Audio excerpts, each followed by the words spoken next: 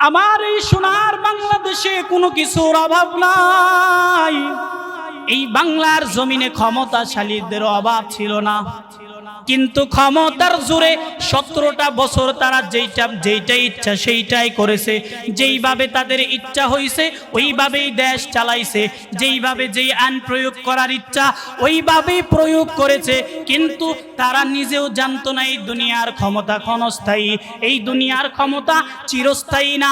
এই দুনিয়ার ক্ষমতা কয়েকদিনের জন্য, কয়েকদিনের ব্যবধানে, মাত্র 17 বছরের ব্যবধানে আমার রব এমন নজির দেখাইছে, আমার আল্লাহ এমন নজির দেখাইছে। ও জালেমরা, তোমরা তাদেরকে দেখে দেখে শিক্ষা নাও, তোমরা তাদের থেকে তাদের ইতিহাস জেনে জেনে শিক্ষা গ্রহণ করো। আল্লাহ ফেরাউনের মতো ক্ষমতাধর ব্যক্তিকেও এই দুনিয়াতে টিকতে দেয় নাই। ইসলামের বড় বড় তাদেরকেও আল্লাহ তাআলা ঈমান থাকা সত্ত্বেও এই দুনিয়ায় কেউ থাকতে পারে না। আমার রব বলেন এই দুনিয়ার ক্ষমতা ক্ষণস্থায়ী, কিন্তু আমাদের দেশের স্বৈরাচারী ক্ষমতাবাদীরা এই জিনিসটা ভুলে গিয়ে শয়তানের ধোঁকায় পড়ে তারা 17টা বছর নিজের ইচ্ছা মতো দেশটা পরিচালনা করেছে। কিন্তু রবের আদেশ যখন হয়ে গেল, রব যখন তাদের থেকে ক্ষমতা ছিনাইয়া নেয়, তখন তাদের অবস্থা এমন হয় কলা পাতার মধ্যে ঘুমাইয়াও তারা আশ্রয় পাইল না। শেষ পর্যন্ত দাড়িগুলো কাটিয়া চুলগুলো মুন্ডন করিয়া কলা পাতার মধ্যে ঘুমাইয়াও তাদের শেষ রক্ষা হয় নাই। রাতের গভীরে পালাইয়া যাওয়ার সময়ও তাদের শেষ রক্ষা হয় নাই। এয়ারপোর্টে ধরা খায়, ওইদিকে বর্ডারের মধ্যে ধরা খায়, আর কেউ কেউ তো নিজের দেশ ছাইরা পালাইয়া অন্য দেশে আশ্রয় নেয়।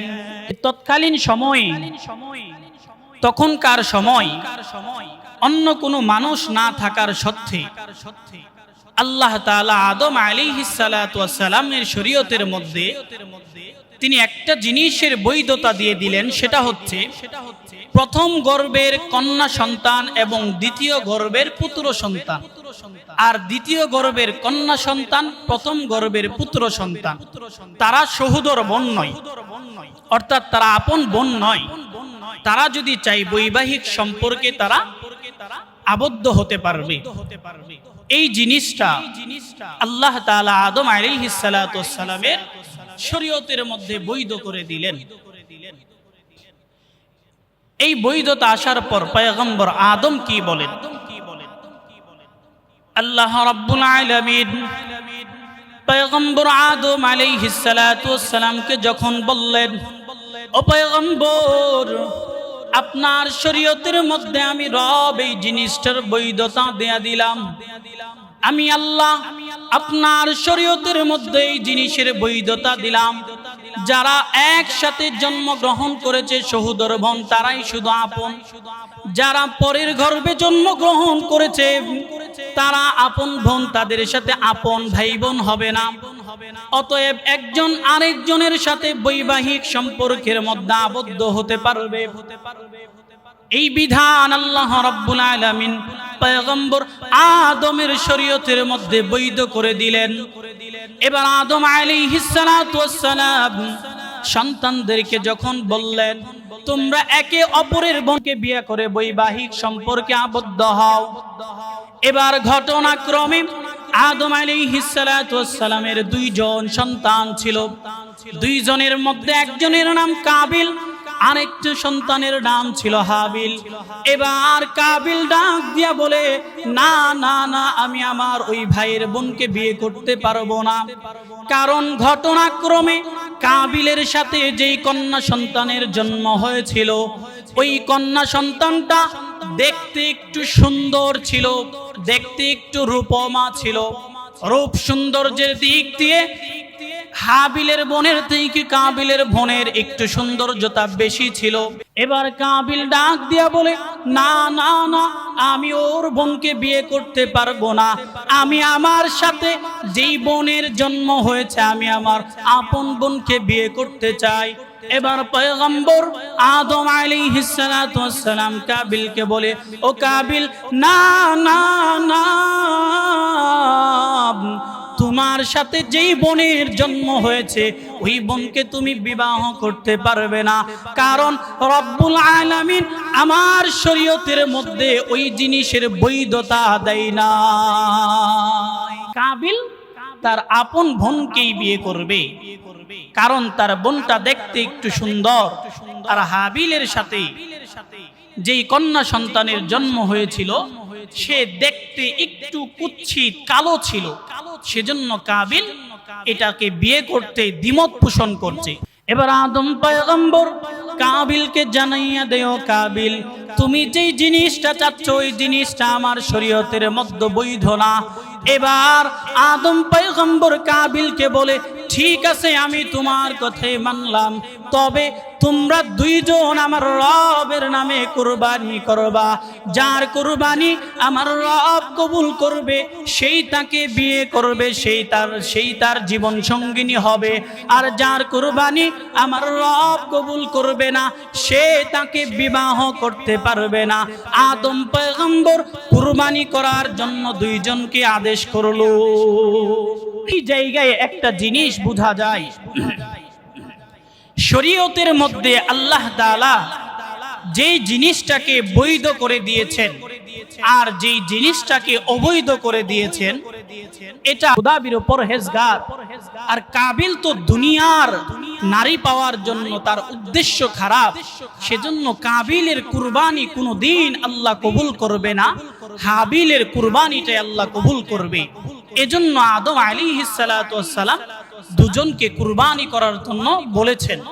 এর মানে এই নয় আমরাও যারা মদ খাইতে চাই, অন্তরের মধ্যে মদ খাওয়ার একটা খাহেদ জাগলো, তো ইস্তেখারা করে দেখি যে যদি আমার অন্তর সাক্ষী দেয় মদ খাওয়া বৈধ, তাহলে আমার জন্য মনে হয় মদটা জায়েজ হয়ে যাবে। ব্যাপারটা এমন না, কারণ ওই সময় আদম আলাইহিস সালাতু ওয়াস সালাম জানতো কার কুরবানি রব কবুল করবে আর কার কুরবানি রব্বুল আলামিন কবুল করবেন। সম্মানিত মুসল্লিয়ানে কেরাম, আদম আলাইহিস সালাতু ওয়াস সালাম যখন জানাইয়া দেয়, ও আমার সন্তান তোমরা দুইজন আমার রবের নামে কুরবানি করো, রব্বুল আলামিন তোমাদের যার কুরবানি কবুল করবে সেই এই কন্যাকে বিয়ে করবে, আর যারটা কবুল করবে না সে তাকে বিয়ে করবে। আল্লাহ রব্বুল আলামিন আদম পয়গম্বর এই আদেশ দেওয়ার পরে হাবিল আর কাবিল দুইজন কুরবানি দেওয়ার জন্য প্রস্তুত। ওই সময় কাবিল কৃষি কাজ করত, ফসল ফলাইতো, কুরবানি দেওয়ার জন্য তার ফসলাদির মধ্যে সবচাইতে নিকৃষ্ট সবচাইতে খারাপ বস্তুগুলো কুরবানি দেওয়ার জন্য নিয়ে আসলো। আর হাবিল ওই সময় দুম্বা লালন পালন করত, দুম্বাগুলো পালতো, তার দুম্বার মধ্যে সবচাইতে উত্তম যেই দুম্বাটা, ওই দুম্বাটা রবের সামনে কুরবানি দেওয়ার জন্য নিয়ে হাজির হলেন। এবার দুইজন হাবিল এবং কাবিল দুই ভাই কুরবানির বস্তুটাকে পাহাড়ের চূড়ায় দূরে কোথাও নির্জন জায়গায় নিয়ে রেখে আসলো। নির্জন জায়গায় রেখে আসার পর ওই সময় একটা বিধান ছিল, যার কুরবানি আমার রব কবুল করতেন, যার কুরবানিটা রবের কাছে গ্রহণযোগ্য হইতো, ওই তার কুরবানি আসমান থেকে এক খণ্ড আগুন এসে তার কুরবানির জন্তুটাকে, তার কুরবানির বস্তুটাকে জ্বালাইয়া পুরাইয়া ওই জায়গাতেই সরকার করে দিত। আর যার কুরবানি আমার রব কবুল করতো না, তার কুরবানির বস্তুটা যেইভাবে রেখে আসতো ওইভাবেই ওই জায়গায় বিদ্যমান থাকতো। এর মাধ্যমে দেখেন আল্লাহ তাআলা আমাদের উপর কত বড় ইহসান করেছেন। আমাদের কুরবানির কবুল হোক আর না হোক, কুরবানির গোশতটা তো আমরা খাইতে পারি, তাই না? কুরবানির গোশতটা খাওয়া যায়, কিন্তু ওই সময় কুরবানির বিধান ছিল আসমান থেকে এক খণ্ড আগুন এসে যার কুরবানি কবুল হয় তার কুরবানির পশুটাকে জ্বালিয়ে পুড়িয়ে ছারখার করে দেয়। যদি এই বিধান এখনো চালু থাকতো, আমার মনে বলে যে হাজারে দু একটা কুরবানি রবের দরবারে কবুল হতো কিনা সন্দেহ। কারণ ভেজাল মুক্ত তাকওয়া মুক্ত আমরা কেউ কুরবানি দিতে পারি না। কুরবানির সম্পর্ক তাকওয়ার সাথে। যার তাকওয়া যত দৃঢ় হবে তার কুরবানি আল্লাহর কাছে কবুল হয়ে যাবে। কিন্তু এই বিধান আল্লাহ উম্মতে মুহাম্মাদের জন্য রাখেন নাই। রব্বুল আলামিন এই উম্মতের জন্য, গোটা উম্মতবাসীর জন্য আল্লাহ তাআলা ইহসান করেছেন। ইহসান করে রব বলে, তোদের কুরবানির কোনো কিছু আমি চাই না, শুধু একটা জিনিস চাই, তোদের তাকওয়া আমি আল্লাহর কাছে পৌঁছাইবে। এজন্য যখন দুই ভাই কুরবানির বস্তু ওখানে রেখে আসলো, দুজনেরটা ওখানে রেখে আসার পর রব্বুল আলামিন একজনেরটা কবুল করেছে। কারটা কবুল করেন? দুই ভাই যখন পাহাড়ের চূড়ায় গিয়ে দুইজন তাদের কুরবানির বস্তুগুলো রেখে আসলো, আমার রব সর্বপ্রথম, আমার রব যার কুরবানি কবুল করেছেন, হাবিলের কুরবানি আমার রব কবুল করে নিয়েছে, আর কাবিলেরটা কবুল করে নাই। কাবিলেরটা কবুল করে নাই, এজন্য কাবিল বড় রাগান্বিত হয়ে যায়। সম্মানিত হাজিরিন, যদি মানুষের মধ্যে আমার রবের ভয় না থাকে, যদি মানুষের মধ্যে তাকওয়া না থাকে, তাহলে ওই মানুষটা যা ইচ্ছা তাই করতে পারে, তার দ্বারা সব কিছুই করা সম্ভব হয়। কেমন সম্ভব? যার ভিতরে রবের কোনো ভয় নাই, যে আমার রবের নাফরমানি করা শুরু করে দেয়, যে আমার রব্বুল আলামিনের আদেশ অমান্য করা শুরু করে দেয়, ওই বান্দা চাইলে আমার রবের বিরুদ্ধে অ্যাকশন নিতে পারে, চাইলে আমার রবের বিরুদ্ধে, আমার রব যেই বিধানের আদেশ করেছে ওই বিধানগুলো অমান্য করতে পারে। ওই বান্দা যা চাইবে তাই তার দ্বারা সম্ভব, কারণ সে সবে মাত্র আমার রবের নাফরমানি করা শুরু করে দিয়েছে। এজন্য দুই ভাই রবের কাছে কুরবানি করেছেন।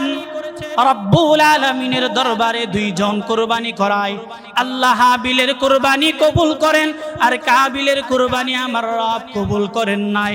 এবার কাবিল রাগান্বিত হয়ে, হাবিলের প্রতি রাগান্বিত হয়ে, আল্লাহর বিধানকে অস্বীকার করে হাবিলের প্রতি রাগান্বিত হয়ে এবার কাবিল জানাইয়া দেয়, ও হাবিল, তুমি ভালো করে শুনে রাখো, লা আকতুলান্নাকা, আমি অবশ্যই অবশ্যই তোমাকে হত্যা করব। আমার আল্লাহ এই দুইজনের ঘটনা কুরআনুল কারীমের সূরা মায়েদার মধ্যে উল্লেখ করে দিয়েছেন। দুইজনকে আল্লাহ রব্বুল আলামিন আদম পয়গম্বরকে বলে, তোমার দুই সন্তানকে আল্লাহর রাস্তায় আমার রাস্তায় কুরবানি দিতে বলো। দুইজন সন্তান তারা রবের কাছে দুইজনের কুরবানি রেখে আসলো। রব্বুল আলামিন তাদের একজনের কুরবানি কবুল করলো, আরেকজনের কুরবানি আমার রব কবুল করে নাই। এবার কাবিল রাগান্বিত হয়ে হাবিলকে ডাক দিয়ে বলে, ও ভাই শোনো শোনো, ও আমার ভাই শোনো শোনো, আমি তোমাকে হত্যা করতে চাই, অবশ্যই অবশ্যই আমি তোমাকে হত্যা করব। কাবিল রাগান্বিত হয়ে তার ভাইকে বলে যে আমি তোমাকে অবশ্যই অবশ্যই হত্যা করব। এবার কাবিল কি শুনে, তার কথার উত্তরে কি বলে দেখেন।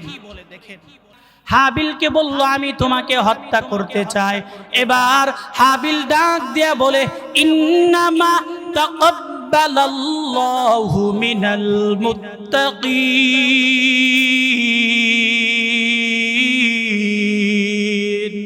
ও ভাই শোনো শোনো, নিশ্চয় আমার রব তাকওয়াবান পরহেজগার মুত্তাকি বান্দাদের ইবাদতি আমার আল্লাহর কাছে কবুল হয়। এখান থেকে আরেকটা শিক্ষা গ্রহণ করা যায়, যখন কাবিল রাগান্বিত হয়ে হাবিলের উপর আক্রমণ করতে আসে, তখন হাবিল কি বলে? হত্যার কথা শোনার পরে হাবিল বলে, আমার রব, আমার আল্লাহ মুত্তাকি পরহেজগার বান্দাদের ইবাদতে আমার রবের কাছে কবুল হয়। সুবহানাল্লাহ। এই কথা কাবিল বলে আমাদেরকে শিক্ষা দেয়, কোন মুমিন, কোন পরহেজগার তাকওয়াবান বান্দা যখন দেখে তার উপরে কেউ আক্রমণ করবে তখন সে তার মধ্যে নিজেকে থামাইয়া রাখে।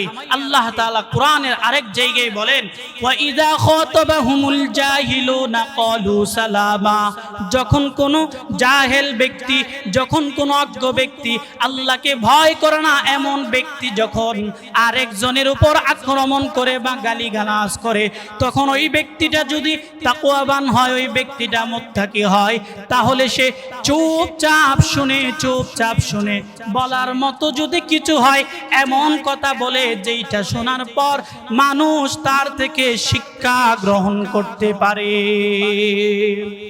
এজন্য আপনাকে যখন কেউ আক্রমণ করে, যখন শত্রুপক্ষ আপনার উপরে রাগান্বিত হয়ে আক্রমণ করবে, তখন আপনার জন্য আপনি তাদেরকে যেই কথাটা বলবেন আপনার জন্য করণীয় হচ্ছে তাদেরকে বলবেন আল্লাহকে ভয় করো, আল্লাহর আদেশেই তো এই কাজটা হয়েছে। এবার দুইজন তারা আমার রবের নামে কুরবানি দিয়েছিল, একজনের কুরবানি আমার রব কবুল করে আর একজনেরটা কবুল করে না। এবার কাবিল রাগান্বিত হয়ে বলে আমি তোমাকে অবশ্যই হত্যা করব, আর হাবিল জানাইয়া দেয় আমার রবের ইবাদত কবুল করে। এই কথা শোনার পরে কাবিলের মাথা আরো গরম হয়ে গেল। এবার কাবিল, কুরআনুল কারীমের মধ্যে এই ঘটনা সুন্দরভাবে উল্লেখ হয়েছে। এবার কাবিল তার হাবিলকে হত্যা করার জন্য কাবিল দৌড়ে সামনের দিকে আগায়, কাবিল সামনের দিকে যায় তার ভাইকে হত্যা করবে। এই দৃশ্য হাবিল দেখার পর কাবিলকে যা ডাক দিয়া জানাইয়া দেয়, ও ভাই শোনো, তুমি আমাকে হত্যা করবা, আমার উপরে তুমি আঘাত হানতে পারো, আমার উপর তুমি হাত উঠাইতে পারো, কিন্তু আমি তোমাকে পাল্টা জবাব দেওয়ার জন্য তোমার উপরে আমার হাত প্রসারিত করব না। কারণ একটাই, আমি আমার রব, আমি আমার আল্লাহকে ভয় করি, আমি আমার মালিককে ভয় পাই, সেজন্য আমি তুমি আমার উপর হাত উঠাইলেও আমি তোমার উপরে হাত উঠাইব না। এর মাধ্যমে আমাদের জন্য শিক্ষা হলো, রাগ এই জিনিসটা আল্লাহর পক্ষ থেকে না, এই জিনিসটা হচ্ছে শয়তানের পক্ষ থেকে। রাগান্বিত হলেই একটা কিছু মন যা চাই তাই করা যাবে না, রাগ আসলেও নিজেকে কন্ট্রোল করতে হবে। অহংকার তৈরি হলে মনের ভিতরে নিজেকে কন্ট্রোল করতে হবে। এই অহংকার শুধুই দুনিয়ার জমিনে ছিল না, এই অহংকার আসমানের উপরেও ছিল।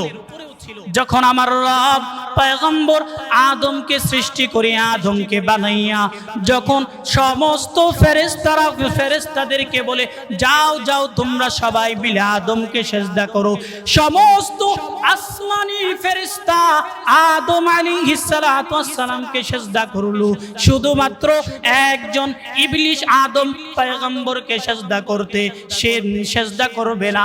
সে আল্লাহর সামনে যুক্তি দাঁড় করায়, মনের ভিতরে অহংকার চলে আসে। সে বলে, ও আমার রব, আপনি তো আদমকে মাটি দিয়া তৈরি করেছেন আর আমাকে আগুন দিয়া বানাইছেন, আমি কেন আদমকে সেজদা করব? আগুনের স্বভাব উপরের দিকে উঠা আর মাটির স্বভাব নিচের দিকে যাওয়া। আমি তো উপরের মানুষ, আদম মাটির মানুষ, আমি আগুনের তৈরি হইয়া, আমি আগুনের তৈরি সৃষ্টি হইয়া আমি কিভাবে আদমকে সেজদা করি?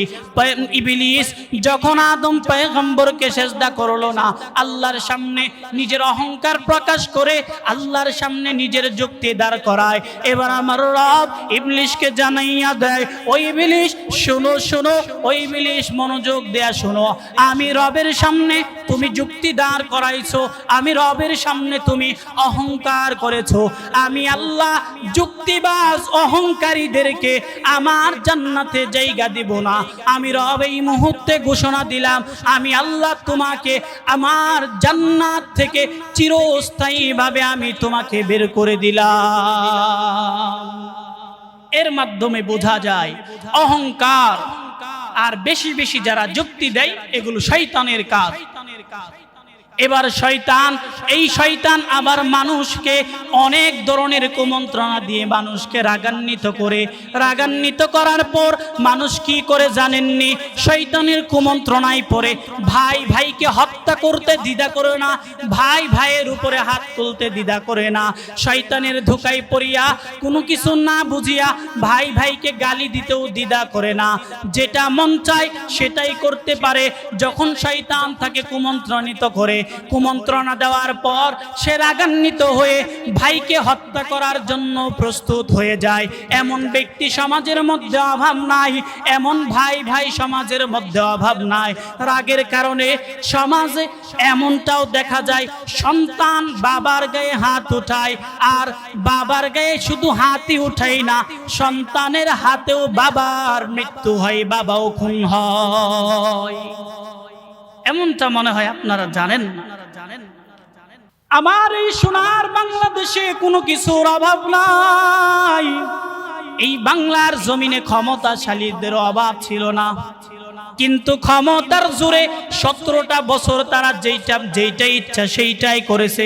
যেইভাবে তাদের ইচ্ছা হয়েছে ওইভাবেই দেশ চালাইছে, যেইভাবে যেই আইন প্রয়োগ করার ইচ্ছা ওইভাবেই প্রয়োগ করেছে।